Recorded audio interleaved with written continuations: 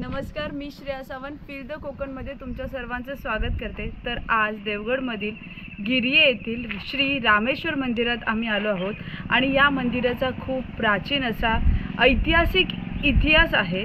चला आपण हे मंदिर पाहूया।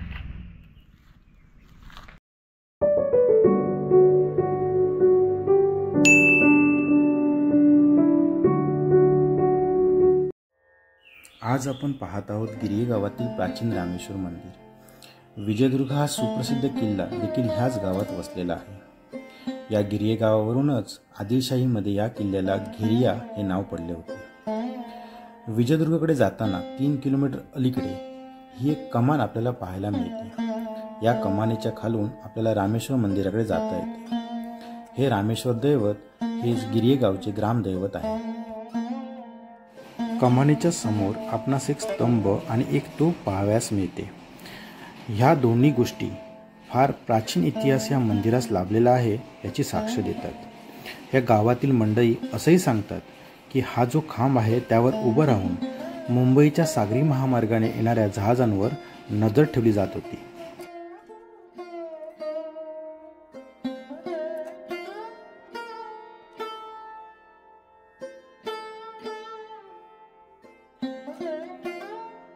ह्या पायऱ्या वर चढून कमानीवर गेल्यावर आपणास आजूबाजूचा मनमोहक परिसर पाहायला मिळतो। तसेच वरून देवळाकडे जाणारी वाट ही सुंदर दिसते।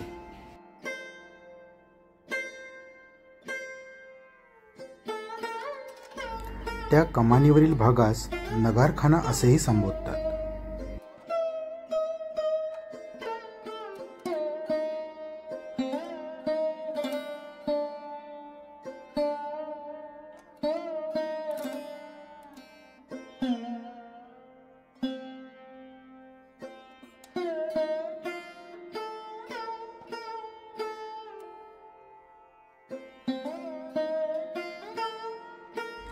कमानीच्या खालून जरा पुढे गेल्यावर आपणास मंदिराचे मुख्य द्वार दिसते।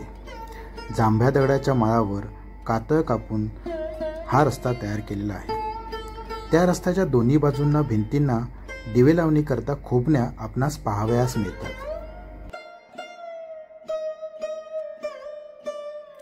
आपण हा उतार उतरून मुख्य प्रवेशद्वाराकडे पोहोचताच आपला पहिला लक्ष जातो की त्या दरवाजात साखळीने बांधलेल्या भल्या मोठ्या पितळेच्या घंटेकडे। तिच्याकडे सरळ लक्ष दिला असता त्यावर लिहिलेला 1791 हा इंग्रजी अंक आपणास पाहावयास मिळतो।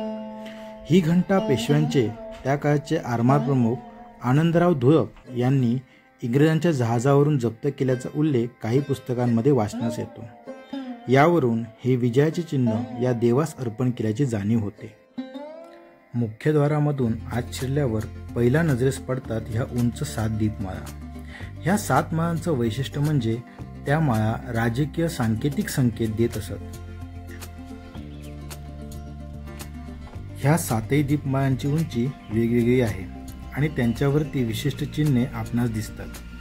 ह्या गावात एखादा नौका व्यक्ती आला तर त्याच देवळात मुक्काम करण्याची प्रथा होती आणि ह्या 7ही दीपमाळा म्हणजेच वेगवेगळ्या मानकरांच्या निशाण्या होत्या। दीपमाळांची उंची कदाचित त्यांचा हुद्दा दर्शवित असे। ज्या दिवशी ज्या दीपमाळेवर दिवे पेटविले जात त्याच दिवशी त्या गावात तोच मानकरी उपलब्ध असे अशी माहिती देवळातील पुजारी नवक्या व्यक्तीस देऊन त्याची पुढची सोय करत असे।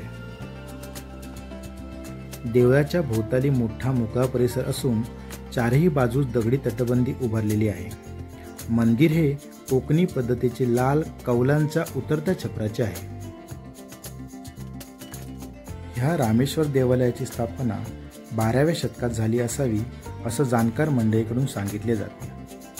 ह्या मंदिराचा 3 वेळा जीर्णोद्धार झाला असून त्यामध्ये 17व्या शतकामध्ये सरखेल कान्होजी आंग्रे यांनी मूळ स्थानाभोवती दगडी गाभारा उभारला। त्यानंतर त्यांचे वंशज सरदार संभाजी व सखोजी आंग्रे यांनी लाकडी कलाकुसरीच्या खांबांनी महिरपींचा सभामंडप उभारून दगडी भिंतींनी मंदिर बंदिस्त केले।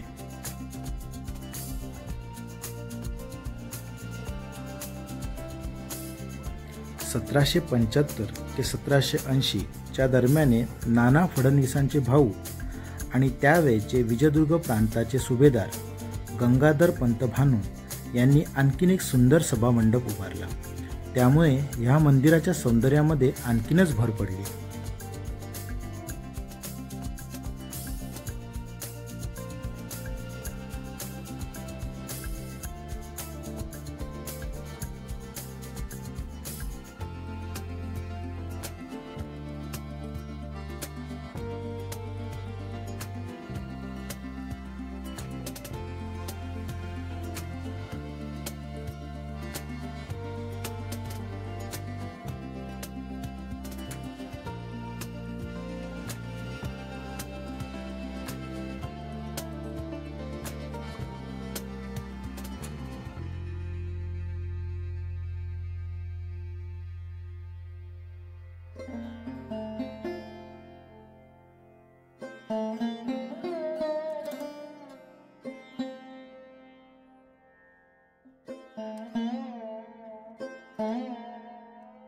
देवळाच्या दक्षिणेकडील बाजूस आपणास सर्केल संभाजी आंग्रे यांचे समाधीस्थान पाहावयास मिळते.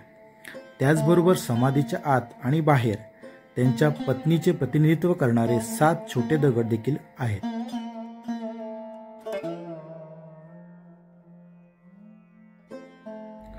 जसे जसे आपण ह्या मंदिराचा फेरफटका मारत होतो तसे तसे इतिहासातील भरपूर साऱ्या गोष्टी उलगडत गेल्या. तसेच सुंदर कलाकुसरीच्या ठेवीही आपणास पाहावयास मिळाल्या.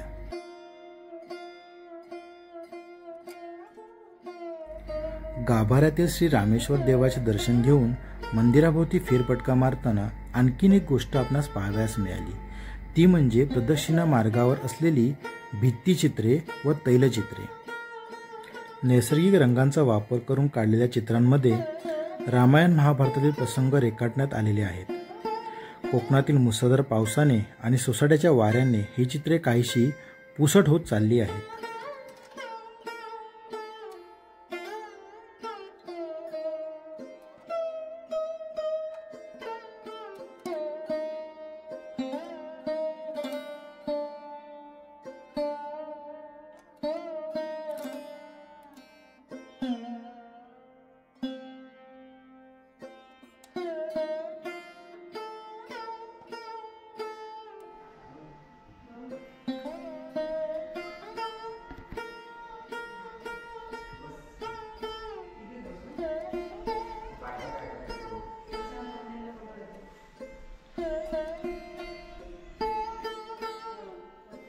ह्या देवालयातील शांतता, थंडावा आपल्या मनाला एक सुख देऊन जातो.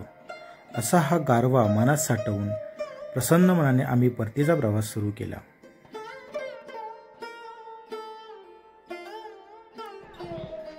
तर फील द कोकण यूट्यूब चॅनलवर आम्ही कोकणातले बरेच सारे मंदिरे, वॉटरफॉल्स आणि अशा बऱ्याच साऱ्या गोष्टी करतो. आता सध्या कोकणात पाऊस सुरू झाला आहे, त्यामुळे मला माहिती आहे तुम्हाला सगळ्यांना धबधबे बघायचे आहेत. पण कोकणात धबधब्यांबरोबरच काही अशी देवळं आहेत जी पावसाळ्यात खूप खुलून दिसतात. त्यांच्या बाजूला जे आजूबाजूला वाहणारे जे ओझर असतील, झरे असतील, ते पूर्ण ॲक्टिव्ह होतात आणि पूर्ण हिरवागार निसर्गाने ते मंदिर एकदम खुलून जातं.